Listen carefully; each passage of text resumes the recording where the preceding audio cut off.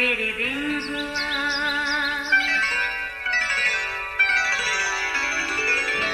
नया फिर दिन हुआ, पुरानी रात का करे सो शुक्र हम खुदा की जात का, खुदा की जात का नया फिर दिन हुआ। आज की आयत, बल्कि जब तू दुआ करे तो अपनी कोठरी में जा और दरवाज़ा बंद करके अपने बाप से जो पोशीदगी में है दुआ कर। इस सूरत में तेरा बाप जो पोशीदगी में देखता है तुझे बदला देगा।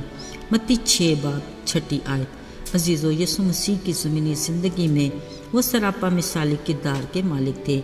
उनका तर्ज़ ज़िंदगी, गुफ्तगू, तालीम देने का अंदाज़, हर वक्त पीछा करती बड़ी भीड़ के साथ रवैया और सलूक, अपने शागिर्दों के साथ रख रखाव। उनके शागिर्दों ने अक्सर देखा होगा कि इन सारी मसरूफियात के बावजूद वो अपना वक्त अपने बाप खुदा से बात करने यानी दुआ में ज़रूर गुजारते थे। एक दिन शागिर्दों ने अपने उस्ताद से दरख्वास्त की और कहा, हमें भी दुआ मांगना सिखा।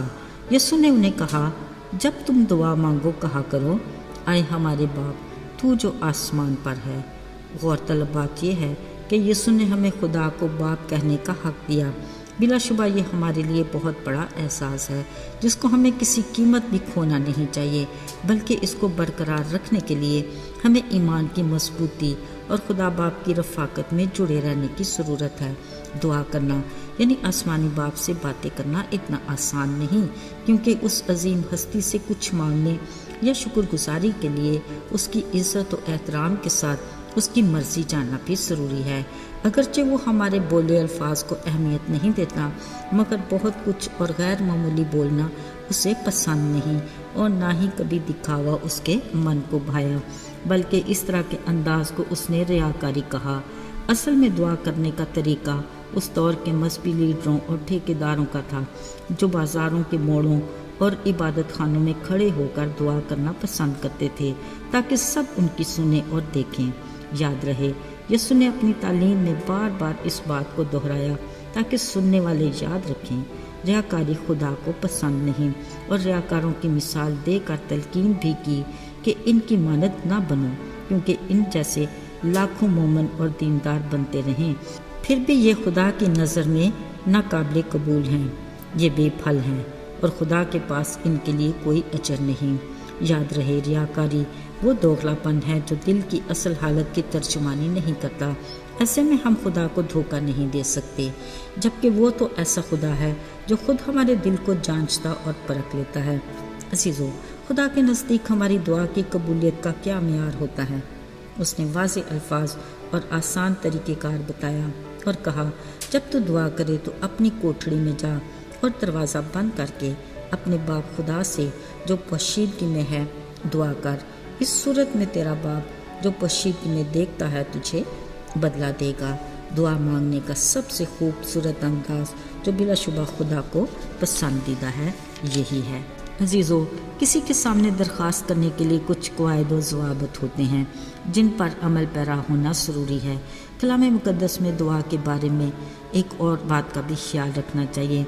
जिस तरह खुदा का नाम बेफ़ायदा लेने की ममानियत है, इसी तरह दुआ में भी बहुत ज़्यादा ना बोलने की तलकीन की गई है, यानी लंबी दुआ मांगना दुआ कबूल होने की ज़मानत नहीं। लिहाजा कलाम मुक़द्दस के मुताबिक दुआ में एहतियात और अता करदा असूलों पर अमल करने की ज़रूरत है।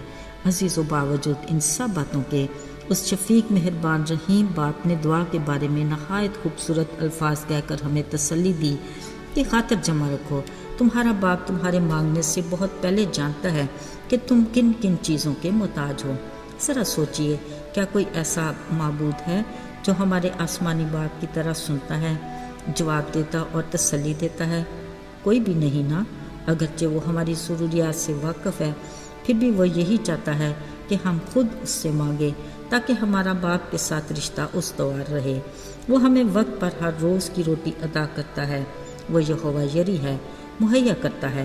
वो फ़िक्र से हमारी ज़रूरियात को पूरा करता है। पर मुबारक वही कहलाते हैं जिनका तवक्कुल उस पर है और जिनकी उम्मीद का خداوند ہے۔ عزیزو، شکر خدا کا کہ وہ آج اور کل بلکہ ابد تک یکساں خدا ہے۔ وہ ایک ایسی ماں کی طرح اپنے پروں میں اپنے لوگوں کی حفاظت کرتا ہے اور ایک شفیق باپ کی طرح مشکل میں اپنے بچوں کا سائبان ہے۔ ایسے میں ہمارا اصلی دشمن ابلیس سخت الجھن کا شکار ہو کر پھر گرجنے والے شیر ببر کی طرح دھاڑتا اور ڈھونڈتا پھرتا ہے کہ کس کو پھاڑ کھائے۔ ان خطروں سے محفوظ رہنے کے لیے ہمیں ہر وقت باپ کی قربت اور رفاقت کی ضرورت ہے۔ بلا ناغہ دعا کے ذریعے خالق خدا سے جڑے رہیں، کلام کی روشنی میں احتیاط کے ساتھ اپنے راستوں کا چناؤ کریں تاکہ ابدیت کے لیے ہم تسلی میں رہیں۔ آئیے دعا کریں۔ آئے ہمارے آسمانی باپ، ہم شکر گزار ہیں کہ تیرے دروازے ہمیشہ ہمارے لیے کھلے رہتے ہیں۔ تو زندہ خدا ہے جو ہماری سنتا اور جواب دیتا ہے، کیونکہ تو با اختیار ہے۔ ہمارے ایمان کو مضبوط کر تاکہ ہم تیرے نام کی قدرت سے ہمیشہ فتح مند رہیں۔ یسوع کے جلالی اور مبارک نام میں مانگتے ہیں، آمین۔